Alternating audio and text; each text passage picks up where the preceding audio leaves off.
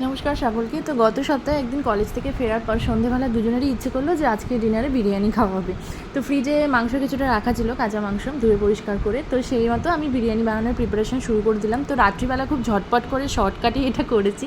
তো প্রথমে দইয়ের মধ্যে বিরিয়ানি মশলা, তার সাথে একটু সামান্য হলুদ, নুন, লঙ্কার গুঁড়ো সব কিছু ভালো করে মিক্স করে নিই। সেই দইটাই দিয়ে দিলাম চিকেনের মধ্যে। আর পেঁয়াজ, একটু পেঁয়াজ বাটা, আদা রসুন বাটা, তারপরে মিঠা আতর, কেওড়া জল, গোলাপ জল, আর কিছুটা ঘিও দিয়েছিলাম, যেটা হয়তো ভিডিও ক্লিপিংটা নেই।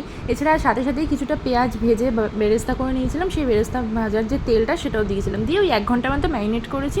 তারপরে এই কড়াই বসিয়ে দিয়েছি, সেখানে গোটা গরম মশলা ফোড়ন দিয়ে আরও কিছুটা পেঁয়াজ কুচি দিলাম, এবং তার সাথে সাথে আরও কিছুটা আদা রসুন বাটা ওখানে দিয়েছি। ম্যারিনেশনে পুরোটা দিইনি, হাফ দিয়েছিলাম, বাকিটা এখানে দিলাম। দিয়ে এগুলোকে হালকা ভাজা ভাজা করে তারপরে ম্যারিনেটেড মাংসটা দিয়ে দিলাম, দিয়ে ভালো করে কষিয়ে এবার মাংসটা আগে আমি রান্নাই করে নিই, মোটামুটি ওই 80% মতো কুক করেই নিই। তারপরে ভাতটা আলাদা করে রান্না করব, তারপরে দুটো একসাথে মিশিয়ে দমে বসাবো।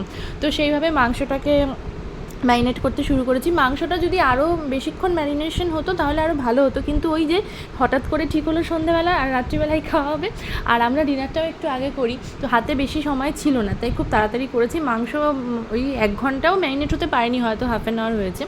তো তারপরে কিছুটা আমি আলু ভাজতে আগে ভুলে গিয়েছিলাম, তাই সাইডে ছোটো কড়াইটা বসিয়ে কয়েকটু করে আলু ভেজে নিলাম, কারণ বিরিয়ানিতে আলু না হলে আমাদের হবে না।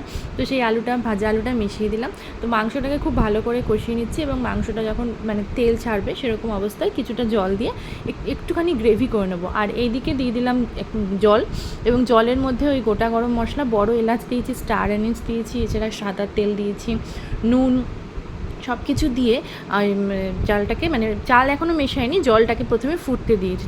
জলটা ভালো করে ফুটে উঠলে তখন আমি চালটা ওর মধ্যে মেশাবো। চালটাকে আগেই ধুয়ে পরিষ্কার করে এই 15-20 মিনিট মতো জলে ভিজিয়ে রেখেছি। এদিকে চালের জল যতক্ষণ ফুটছে ততক্ষণ আমার মাংস কষানো হয়ে গেছে। আমি গ্রেভির জন্য কিছুটা জল অ্যাড করে দিলাম। ইতিমধ্যে চালের জলটাও ফুটে গেছিলো, তারপরে ওখানে চাল দিয়ে দিলাম। ভাত তো খুব সহজেই হয়ে গেছে। তারপরে অন্য আরেকটা হাঁড়ির মধ্যে নিয়ে ওই প্রথমে আমি হাঁড়িটাতে তেল আর ঘি মাখিয়ে তারপরে ভাতের লেয়ার করলাম, তারপরে মাংস আর আলুর লেয়ার করলাম, তার উপর থেকে আবার ভাত দিচ্ছি। আর ওই লেয়ারের মাঝে মাঝে এই যে কিছুটা গুঁড়ো দুধের সাথে ঘি মিশিয়ে মিক্স করে দিলেও ভালো হয়, কিন্তু ওই তাড়াহুড়োর জন্য গুঁড়ো দুধই দিলাম। এবং তার সাথে দিলাম লেবুর রস, বিরিয়ানি মশলা, ঘি, এগুলো প্রত্যেকটা লেয়ারেই দিয়েছি। আর মিডিলের একটা লেয়ারেই ওই কিছুটা কেওড়া জল, গোলাপ জল, আতর, মিঠা আতর, এগুলো মিশিয়েও দিয়েছি। আর কিছুটা দুধ, যেটা ফুটিয়ে ঠান্ডা করে রেখেছিলাম। কেশর সেদিন ঘরে ছিল না, তাই কেশর দেওয়া যায়নি। দুধটাও ওই মিডিলের লেয়ারেই দিয়ে দিলাম, আর এই ওপর থেকে একটু বিরিয়ানি মশলাটা দিচ্ছি। এখন এই বিরিয়ানি মশলাটা হচ্ছে ঘরে বানানোই মশলা, যেটা আগেই বানিয়ে রেডি করা ছিল। তো আমাদের এখানে আসলে লোকাল দোকানে বেশ গোটা মশলা একসাথেই সমপরিমাণ ওরকম মিক্স করে প্যাকেট করে পাওয়া যায়। সেই মশলাটা কিনে হালকা একটু শুকনো খোলায় ভেজে নিয়ে গুঁড়ো করে রাখলে সুন্দর বিরিয়ানি মশলা, ইভেন ওর মধ্যে রোজ পেটেলসও দেওয়া থাকে। তো ওই মশলাটাই করে রাখা ছিল ঘরে, তো ওটাই দিয়ে দিলাম। তো এইবারে আর ওপর থেকে আর কিছুটা রাইস যেটা ছিল সেটাও দিলাম, ওই স্টার এনিসগুলো যেগুলো রাইস হওয়ার সময় দিয়েছিলাম, দিয়ে একটা স্টিলের ঢাকনা দিয়ে চাপা দিয়ে তারপরে আর মাঝখানে একবার একটু আটাও মেখে নিয়েছিলাম। তারপরে আটা দিয়ে মুখটাকে পুরো সিল করে দিলাম। আর এখানে একটা বাটিতে জল বসিয়ে, জলটা ফুটছে সেরকম অবস্থা আমি হাঁড়িটাকে বসিয়ে দিলাম। 20 মিনিট মতো আমি ভাপে দিয়েছি।